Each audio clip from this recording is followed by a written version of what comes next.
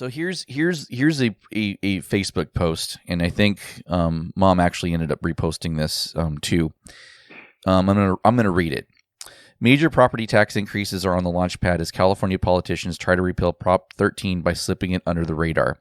California's Attorney General Javier Becerra is putting together plans to raise property tax revenue by eliminating the only things keeping some people's property tax from skyrocketing, Prop 13. Because they know it will be unpopular if presented as repeal Prop 13, Javier Becerra has strategically labeled it education and local government funding. It's already on the 2020 ballot, and much like the gasoline tax, it's worded in a way that misleads California voters. People renting may see it as a way to get something for nothing, but the long-term result will be higher rents to pay due to increases in property taxes. People are leaving in this state in record numbers, and many here are barely hanging on. This could be something that changes the face of California forever. All my friends and family, please copy and repost this, as this must be defeated. And so this thing is very misleading in a couple of ways. And the way that it's not lying necessarily, but it is twisting things quite a bit. It says it's on the 2020 ballot. Well, there are going to be two ballots in 2020. One coming up next month in March when we do our primaries, and then the general election in November. Well, there is one proposition that is qualified for the ballot in March. And it just so happens that it's Proposition 13. Now, the reason that is because California recycles its proposition numbers. So every 10 years, they reset it back to 1. So we happen to be in Prop 13, Proposition 13 is the number again. So this particular proposition has to do with school funding. So it's a bond. So it's basically permission to issue bonds that would be repaid from existing tax revenues. So it doesn't change the taxes at all. It just authorizes the issue of bonds. And by the way, California, for some reason, we think every time we say, oh no, another bond, blah, blah, blah. We always, where is the one place that most Californians are moving to, Dad? Like Texas? Yes. Guess who issues bonds at the local level all the time? Texas. Texas cities do it all the time. And they take it to a vote, and they're usually for either schools or the schools will issue bonds. The cities will issue bonds. The state issues bonds to pay for, infrastructure and things like that. So, people go crazy every time they see these bonds and, they say, oh my gosh, it's $750 million a year. That sounds like a lot of money. However, if you think about it, it's like, let me see the analogy here. For one thing, you don't buy your house, most people don't, you're an exception to that, but most people use a mortgage to buy a house, right? Because they don't have, in California's case, they don't have $500,000 just sitting around to buy a house with, right? So when they do these bond measures, it's because they're paying for infrastructure, they're paying for buildings, things that are going to last for the life of the bond. And so $750 million a year debt service, given that the fact that our revenue is well over, $150 billion, that's like if you were to have a car payment, if you were to, if your average income, it's maybe like a $50 a month payment. That's the equivalent in the average income's life.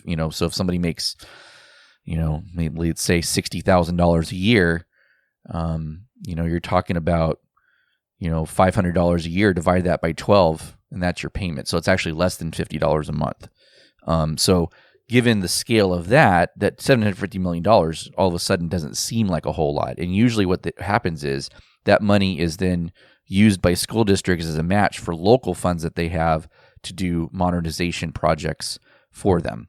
I'm not saying that I'm arguing for or against a bond measure. I'm just saying that's what this is about. But because it's Proposition 13, people have taken that to think that this proposition is going to be, is really the one to be eliminating Proposition 13 because it's called Proposition 13. Oh. So a lot of people are just making stuff up because it just happens to have that same number, and they didn't number it that way on purpose. It's because that was the next number in the rotation. The last number used in the last election was Proposition 12, and this one is the only one that qualified for the March ballot, so it's Proposition 13. So the one to repeal Proposition 13, supposedly, is going to be on the November ballot, and it'll probably be called Proposition 14 or 15 or 16 or something like that, because that'll be the next number in the rotation. So the name of the bond is not part of it is education and local government funding, and you have to remember that's the problem. Is that's what fools the people, like you're talking about. They think it's Prop 13, and they're thinking they're just wording it different to fool the people. Right. When they're not at all, though. I mean, no, that's what I mean. But then that's why. But Californians are skeptic because the way they do that stuff, which they do. So the full name, the full name of the measure that's what. Just like they did with the gas taxes, I think they kind of fooled the people. Well, they fooled the people into trying to vote it down, I think. They were trying to. I mean, we can talk about SB 1. We could probably dedicate a whole show. Actually, I did record it. Some of this stuff, though, it's like you think you're voting yes on it to vote it down, whereas yes means you're voting for it. You know what I'm saying? Yeah. Or just the way they do stuff, and. So I didn't understand that. I would have been thinking the same thing. But like Prop 13, they're just saying this stuff different, and I think that's what people need to be educated on, because I never knew that. If I would have saw Prop 13 on the ballot, I would have thought that talking about property taxes. Right, and there's been several Proposition 13s since that original one. And the original, the one that we're talking about, though, the one that actually affected property taxes was voted in 1978. So for out-of-town listeners or out-of-state listeners, I'm going to give a quick primer on Prop 13. It slashed property taxes and limited how much they could go up. So what the two things it did was it rolled back the values that properties were assessed at to the 1975-1976 fiscal year, and actually did three things. Two, it limited the growth in that number to 2% per year, or the rate of inflation, whichever was lower. And so as long as the property didn't change hands, the only time the assessed value would change hands to the market value would be when the property was sold. Then it would go to that new dollar amount, and then it would go up to a maximum of 2% from there. The third thing it did was it slashed property tax rates to an overall rate of 1%. Prior to that, California did what most states still do, and that is each jurisdiction that charges property taxes sets their own rate. So you have a county assessor that would set the market value of the assessed value of a property prior to Proposition 13, and this is how most other states still do it, including the gold standard of Texas. You assess the county assessor assesses the property, and then each individual jurisdiction, whether it's a city, county, school district, they would set a property tax rate for their jurisdiction. So what ended up happening is that they looked at a jurisdiction that paid property taxes. Let's say it's like a section of a city that is served by a city, certain county functions, a school board or school district, a community college district, let's say, and they would look at the proportion of each of those taxes that were paid to each of those entities, and they would get that share of the 1%, because now it's capped at 1%. So a city, for example, could get 14% of that 1%. A school district may get 55% of that 1%, because that was their primary source of income. So that cut some cities, their property tax revenue by 60%. And remember, a city's main source of revenue is property tax and sales tax. And so you look at how much those were cut, it did give an influx of cash to the state because now you didn't have as much property tax write-offs, as you did before. So that obviously increased income levels in terms of taxable income, and that was a windfall for the state. And so the state has since had propositions passed that would guarantee funding for schools. So any shortfall in property tax is made up by state revenues. So that's usually from income tax, which is why so much of the California budget goes towards education, is because now it's more funded from the state level as opposed to the local level like it used to be. So that's what Prop 13 did. But the effect of it, though, was for homeowners, and the positive for homeowners was it kept their property taxes low. So if you've lived in your house for 40 years, and there's other propositions, as you guys know, that allows you to move your assessed value when you're retired from one property to another, it keeps your property taxes at like maybe $1,500 a year, when otherwise they might be, even with the 1%, maybe at $6,000 a year because of what you paid for your property. Whereas in other states like Texas, you may have a $350,000 house, which is cheaper than what you can get here, but your property taxes are like $7,500 because of how they charge their property taxes. So one of the reasons I think we were able to see so much increases in property values was because people could afford more house because they were paying less in tax. So the less you pay in tax, the more you have available to pay a mortgage. And so that was a factor in driving up property values in California. A factor. There's many factors that go into it. But what I heard too is that I thought that they were going to not really go after the homeowners. They're going after to get rid of Prop 13 on businesses. Correct. So that's what I was going to say too. So the name of this proposition that's going to go in November 2020 doesn't have a number yet. The full name of it is California Tax on Commercial and Industrial Properties for Education and Local Government Funding Initiative. So that article originally just said Education and Local Government Funding. Yes, that is part of the title. But they left that little part out that said California Tax on Commercial and Industrial Properties. Now, will that still have an impact on California? Absolutely it will, because if the businesses have to pay more in property taxes for if that increases their expenses, guess what happens to the prices of products? They have to it's an increase in the cost of doing business. But one of the reasons they're doing this is because, unlike people, like if you sell your house to somebody else, right, it gets reassessed at the new value, right? Yeah.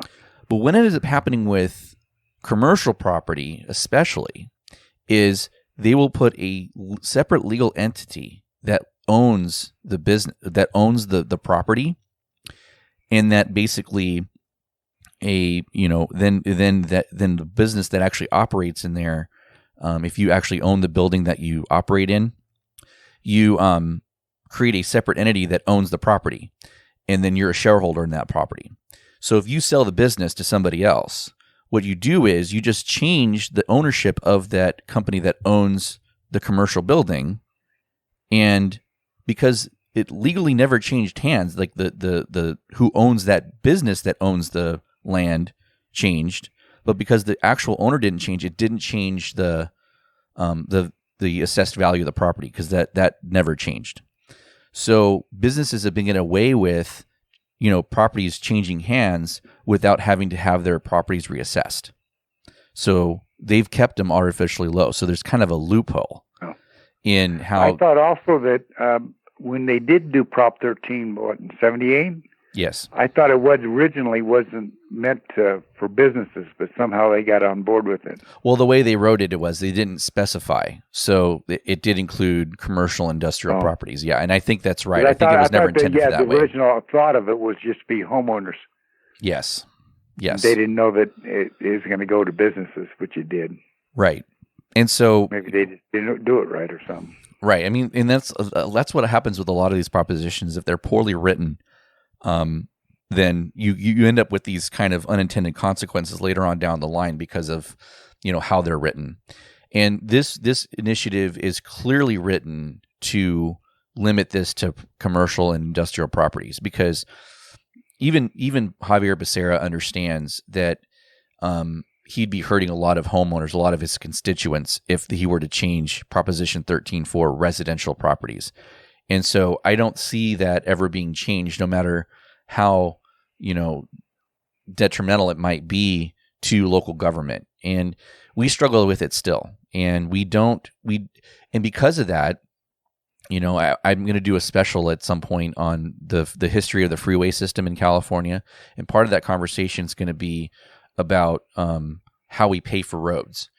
And at the local level, because there's so little revenue available for infrastructure, or for roads at least, we just use road funds for roads, and we don't use property taxes for roads because we don't have enough to do that. And also, this initiative actually has some limits on it too, even for commercial properties. So if the threshold for market value reassessment is $3 million, so if it's if the land or the property is worth less than $3 million, it would not be affected by this provision. There is, a certain amount of the effective date is January 1st, 2022. And also there's an exemption for 50 or fewer employees. And it basically has an exemption for small businesses. So if you have 50 or fewer employees, are independently owned and operated, and own your own real property located in California, you get an exemption from this reassessment. So, I think that some people are thinking, well, this is kind of like just the first step in eliminating Proposition 13 for everybody. But I just don't see that happening. I think that this measure might not even pass because people will think that it affects them, but it doesn't. It doesn't affect renters. It doesn't affect any type of residential property whatsoever. It only basically kind of corrects this this unintended consequence of having commercial and industrial properties taking advantage of Proposition 13 over the years. I think that's exactly what it is. They took advantage of it. And so, I think that's a lot of the confusion. And, it doesn't, like I said, I think it was just poor luck that this proposition that hit the ballots for March just happens to be called Proposition 13. So, it's